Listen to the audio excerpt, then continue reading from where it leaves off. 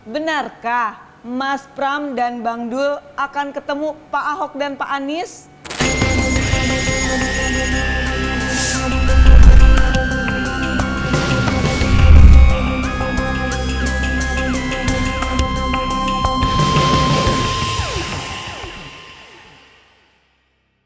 Ya, kabarnya Mas Pram dan Bang Dul akan menemui Pak Ahok dan Pak Anies jelang debat perdana Pilkada Jakarta sebagai persiapan debat pertama Pilkada Jakarta 2024 nanti. Gue setuju banget. Ibaratnya tuh kalau kita mau tahu rasa cabe pedes atau enggak, ya harus nanya ke orang yang pernah makan tuh cabe. Masa iya nanya ke orang yang belum pernah makan cabe? Kayak siapa tuh? Ups, sorry nih ya, apa kata dunia. Ini rencana yang keren banget menurut gua. Karena biar gimana pun Pak Ahok dan Pak Anies pernah menjabat sebagai gubernur Jakarta. Sehingga mereka pasti tahulah apa saja baik itu perkembangan maupun masalah yang terjadi di Jakarta. Sehingga dengan menemui mereka pasangan calon nomor urut 3 ini pastinya akan lebih tahu apa saja sih yang harus dilakukan untuk memajukan kota Jakarta. Gue pun melihat rencana pertemuan ini sebagai bukti bahwa Mas Pram dan Bang Dul sangat-sangat menghargai sosok Pak Ahok dan Pak Anies sebagai orang yang pernah memimpin Jakarta. Appreciate dengan rencananya Mas Pram. Gue emang baru banget nih ngonten membahas Mas Pram dan Bang Dul. Mau tahu gak kenapa sih kok gue baru ngonten mereka? Iya, karena gue nggak mau gegabah dalam hal dukung-mendukung. Pengalaman berharga ketika gue mendukung orang yang salah, yaitu Jokowi. Gue nggak mau apa yang terjadi dengan Jokowi terulang lagi. Karena buat gue jujur aja nih, beban mental karena selama ini sudah salah mendukung orang. Makanya ketika gue buat konten Mas Pram dan Bang Dul ini, prosesnya lumayan lama. Gue benar-benar menganalisis apakah Mas Pram dan Bang Dul layak untuk gue dukung. Dan akhirnya setelah gue mengamati dan menganalisis semua, mulai dari rekam jejak mereka, pengalaman, pengetahuan, dan visi misi mereka, maka gue, Novi Bule, menetapkan hati untuk mendukung dan memenangkan Mas Pram dan Bang Dul menjadi pemimpin di kota Jakarta pastinya. Gue percaya dengan semua latar belakang mereka selama ini yang jauh dari gosip miring, pengalaman dan ilmu mereka yang tidak perlu diragukan lagi, baik sebagai sosok pemimpin, begitupun sepak terjang dalam dunia politik, juga kehidupan sehari-hari. So, Mas Pram dan Bang Dul yang layak untuk memimpin kota Jakarta. Apalagi nih visi misi mereka yang sangat luar biasa untuk Jakarta. Mereka memiliki fokus visi misi yang berbeda dengan lawan politiknya. Mas Pram dan Bang Dul lebih berfokus, ingat, lebih berfokus pada kesejahteraan. Ingat sekali lagi, kesejahteraan dibandingkan fokus kepada pembangunan. Menurut gua, visi misi Mas Pram Bang Dul paling rasional dibandingkan visi misi lawan politiknya yang lain. Kenapa gue bilang visi misi Mas Pram dan Bang Dul paling rasional?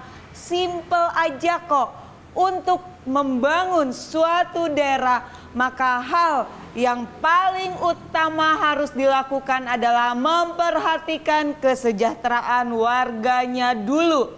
Setelah warganya sejahtera dan berkeadilan, baru tuh lanjut ke pembangunan. Buat apa sebuah pembangunan yang luar biasa jika warganya masih jauh dari kata sejahtera?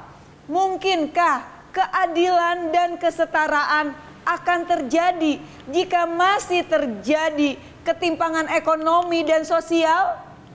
Bahkan dalam pembukaan Undang-Undang Dasar 1945 alinea keempat dijelaskan bahwa yang harus pertama dilakukan adalah memajukan kesejahteraan umum dan mencerdaskan kehidupan bangsa, yang artinya visi misi dari Mas Pram dan Bang Dul sesuai dengan apa yang tercantum dalam pembukaan Undang-Undang Dasar 1945. Hal ini pun sebagai bukti nyata bahwa Mas Pram dan Bang Dul ketika membuat visi misi berpedoman pada Undang-Undang Dasar 1945 dan juga Pancasila yang merupakan pilar atau pondasi bangsa ini.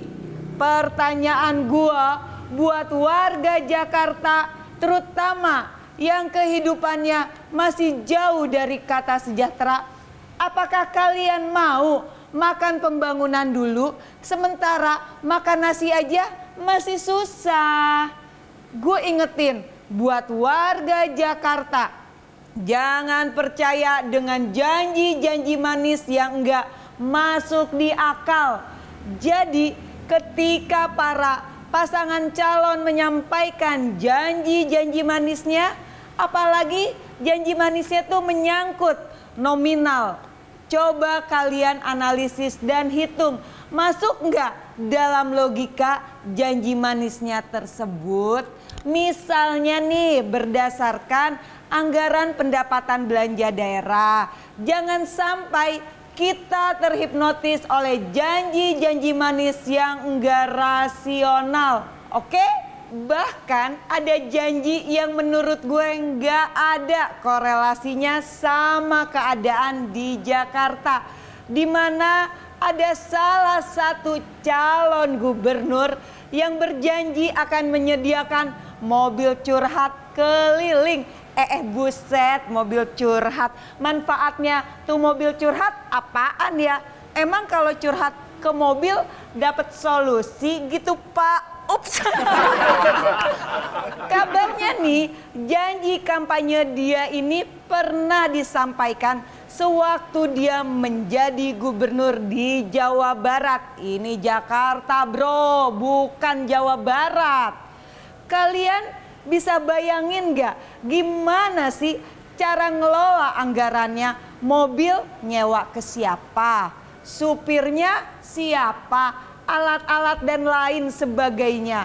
Kalau menurut gua janji yang kayak gitu cuma bakal jadi bancakan doang, alias ngebakar anggaran daerah. Ai bokis lagi dong. Nah, walaupun survei terbaru yang dirilis Carta Politika, posisi Mas Pram dan Bang Dul ini meningkat tajam setiap minggunya. Seperti yang dirilis 3 Oktober, posisi elektabilitas Mas Pram dan Bang Dul udah mencapai 36,5%. Wow, bayangin nih, baru nggak nyampe 1 bulan loh Mas Pram dan Bang Dul bergerak. Tetapi elektabilitas Mas Pram dan Bang Dul udah sebesar ini. Artinya mereka berdua benar-benar diterima warga Jakarta.